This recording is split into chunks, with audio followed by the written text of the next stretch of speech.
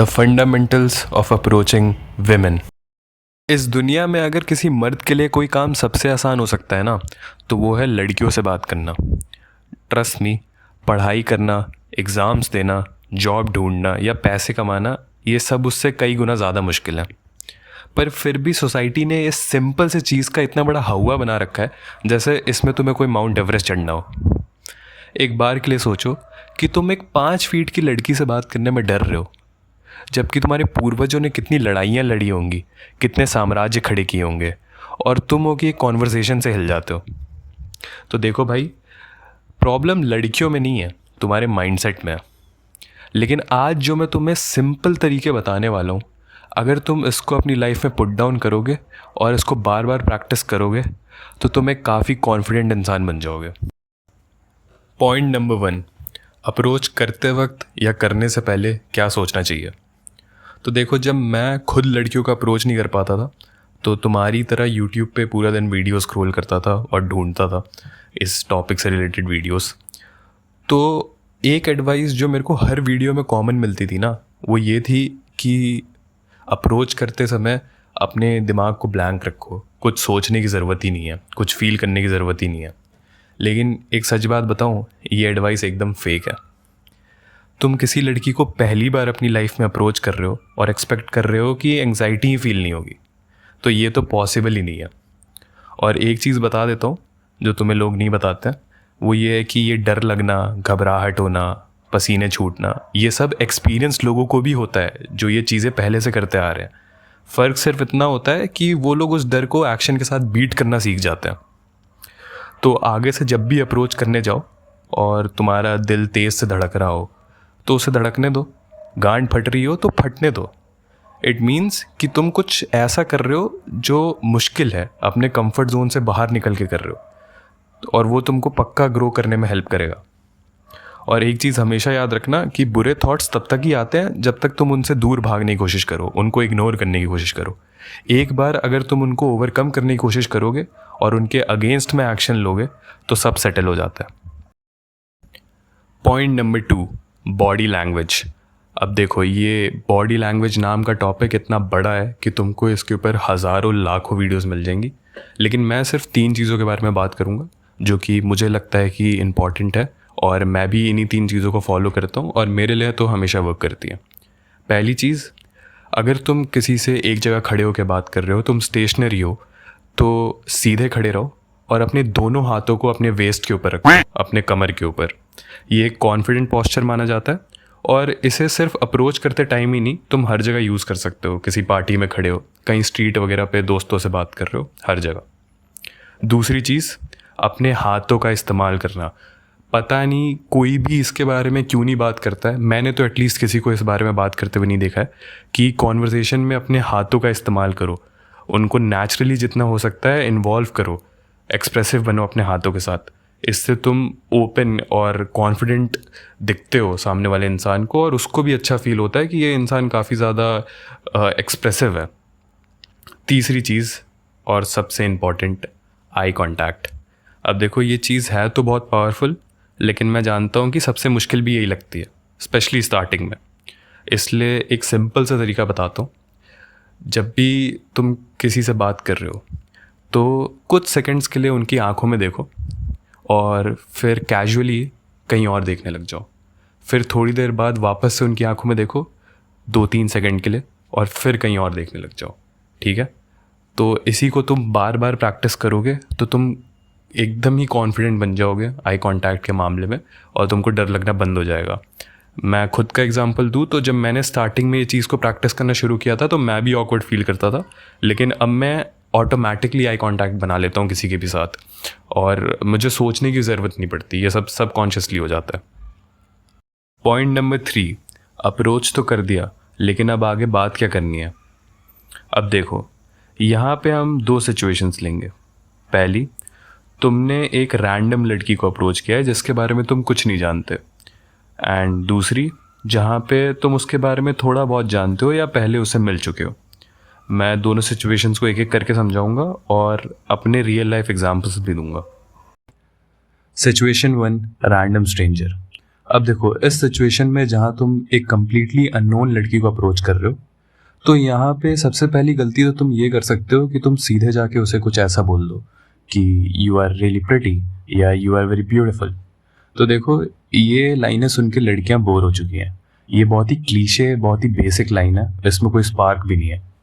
Instead try करो उसके बारे में कोई स्पेसिफिक चीज़ नोटिस करना, जैसे कि उसका आउटफिट या उसके बाल या कोई यूनिक एक्सेसरी। एग्जाम्पल समझाता हूँ। एक बार मैं मेट्रो में ट्रैवल कर रहा था और एक सुंदर सी लड़की दिखी मुझे।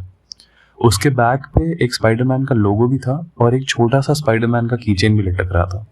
तो गैस करो मैंने कॉन्वो कैसे स्टार्ट किया होगा। मैं उसके पास गया और सीधा बोला टोबी या एंड्रयू, और ये सुनने के बाद वो 10 सेकंड तक हंसती ही रह गई।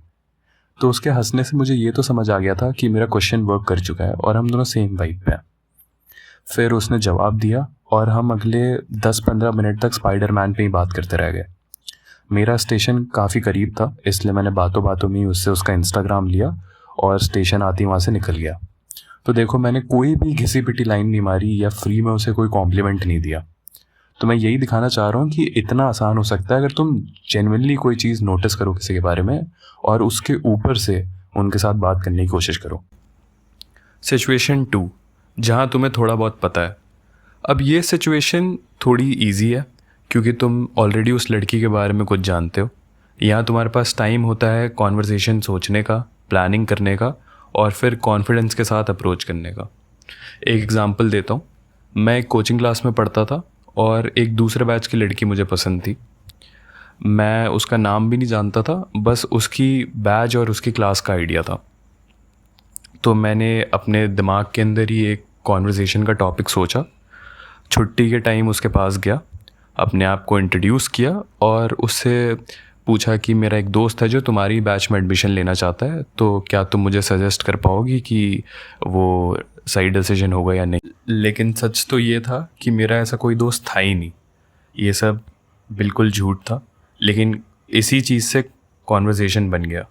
उसने अपने बैच के बारे में सब कुछ बताया, मैंने उससे और भी सवाल पूछे और धीरे धीरे करके हमारे बीच में बातचीत बढ़ गई। और आप सभी को बता दूं कि यही लड़की आगे जाके मेरी गर्लफ्रेंड भी बनी। तो भाई, इसमें कोई भी रॉकेट साइंस नहीं थी, बस तुम्हें थोड़ा सा कॉन्फिडेंस दिखाना है, थोड़ा सी चीज़ें ऑब्जर्व करनी है सामने वाले इंसान के बारे में, और अगर टाइम मिले तो थोड़ी बहुत प्लानिंग भी कर लो। बाकी ये सारी चीज़ें मिला के तुम बहुत ही आसानी से किसी को भी अप्रोच कर सकते हो कॉन्फिडेंटली। पॉइंट 4, कॉन्टैक्ट इन्फो कैसे लें। अब बात करते हैं सबसे रियल मोमेंट की, लड़की से सोशल मीडिया या कॉन्टैक्ट कैसे मांगा जाए। देखो, मैं पर्सनली कभी फ़ोन नंबर नहीं मांगता हूँ क्योंकि मैं किसी रैंडम इंसान को अपना पर्सनल नंबर नहीं देना चाहता, और ये सेम लॉजिक लड़कियों पे भी अप्लाई होता है। इसलिए मैं हमेशा इंस्टाग्राम भी प्रेफर करता हूँ। सिंपल होता है, कैजुअल होता है और सेफ भी। अगर तुम नंबर मांगना चाहते हो तो ये टोटली तुम्हारी चॉइस। जो लाइन मैं यूज़ करता हूँ वो सिंपल सी है, आर यू ऑन इंस्टाग्राम। अगर वो हाँ बोलती है तो मैं बस कैजुअली बोलता हूँ do you mind giving me it, और अपना फ़ोन उसे दे देता हूँ। That's it. कोई ऑकवर्डनेस नहीं, कोई प्रेशर नहीं। इतना चिल और इतना कैजुअल होता है कि सामने वाले को भी वियर्ड नहीं लगता। और अगर वो मना कर दे या हेजिटेट करे तो सिंपली नो प्रॉब्लम बोल के उस सिचुएशन से एग्जिट मार लो। रिस्पेक्ट दिखाना भी कॉन्फिडेंस का एक पार्ट ही होता है। Point 5, bonus tips and common questions. जाते जाते तुम्हारी बची कुची कुछ समस्याओं का भी हल कर देता हूँ। तो ये लो कुछ मेरी तरफ से टिप्स जो तुम याद रख सकते हो। सबसे पहली चीज़, लड़कियाँ एक तरीके का शीशा हैं, ठीक है। जैसा तुम उनके सामने एक्ट करोगे वैसे ही वो तुम्हारे साथ एक्ट करती हैं। इसका कहने का मतलब ये है कि अगर तुम किसी लड़की से जाके बात कर रहे हो और तुम पॉजिटिव एटीट्यूड लेके जा रहे हो, अपने चेहरे पे एक स्माइल लेके जा रहे हो, कॉन्फिडेंटली जा रहे हो, भले ही अंदर से डर रहे हो लेकिन बाहर से कॉन्फिडेंस दिखा रहे हो, तो वो लड़की भी तुमसे पॉजिटिवली और कॉन्फिडेंस के साथ ही बात। लेकिन अगर तुम पॉजिटिव की जगह एक नेगेटिव एटीट्यूड लेकर जाओगे, डरा हुआ एक्ट करोगे, लो एनर्जी एक्ट करोगे, डल एक्ट करोगे, तो लड़कियां भी वो सेम एनर्जी रेसिप्रोकेट करती हैं। तो ये चीज़ हमेशा याद रखना, जैसा तुम एक्ट करोगे वैसा ही वो एक्ट करेगी। सेकंड चीज़, आउटकम के बारे में मत सोचना। देखो, प्रोसेस पे ध्यान दो। तुम्हारा काम था अप्रोच करना, तुमने कर दिया, अब आगे क्या होगा उसका प्रेशर मत लो। जब प्रोसेस पे फोकस करते हो ना, तो जो तुम्हारे रिजल्ट्स होते हैं वो ऑटोमेटिकली इम्प्रूव हो जाते हैं। अब आते हैं कुछ कॉमन क्वेश्चंस पे जो मुझे लगता है कि तुम्हारे दिमाग में आ सकते हैं, क्योंकि मैं जब अपने दोस्तों को इन चीज़ों के बारे में बताता था तो वो भी मुझसे यही क्वेश्चंस पूछते थे। क्वेश्चन 1, अगर उसने मुझे थप्पड़ मार दिया तो, वो चिल्लाने लगी तो, मुझको डांट दिया तो। भाई मैंने ये क्वेश्चन इतनी बार सुना है, सबसे कॉमन क्वेश्चन है और सबसे बड़ा रीज़न है जिसकी वजह से लड़कों को डर लगता रहता है कि ये हो जाएगा वो हो जाएगा। तो भाई देखो, तुम ना ही कोई डाकुओं के खानदान से हो, डाकू मंगल सिंह हो, या कोई किडनैपर हो कि तुम जैसे ही किसी लड़की से बात करने जाओगे तो वो तुमको थप्पड़ मार देगी। अगर तुम किसी से रिस्पेक्टफुली बात करते हो अपने लिमिट्स में रह के और कॉन्फिडेंटली करते हो, अगेन सेइंग कॉन्फिडेंटली करते हो, तो ऐसा कुछ भी नहीं होता है। ये सिर्फ मजाक में और मीम्स में ही सुनने के लिए मिलता है। रियल लाइफ में मैंने ये सब होते हुए आज तक नहीं देखा।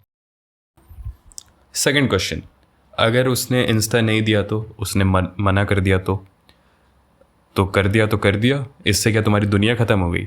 देखो भाई, ये इस गेम का पार्ट है। ज़रूरी नहीं है कि तुम्हें हर टाइम सक्सेस मिलेगी।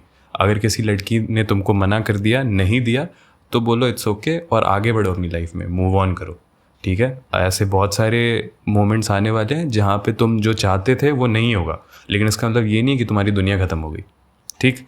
और एक चीज़ बता देता हूँ, मैंने आज तक जितनी बार भी ये चीज़ की है ना, मेरे को आज तक किसी लड़की ने मना नहीं किया। ये मैं फ्लेक्स करने के लिए नहीं बोल रहा हूँ, लेकिन मैं तुमको एक छोटा सा माइंडसेट अपना बता देता हूँ जो कि मैं रखता हूँ।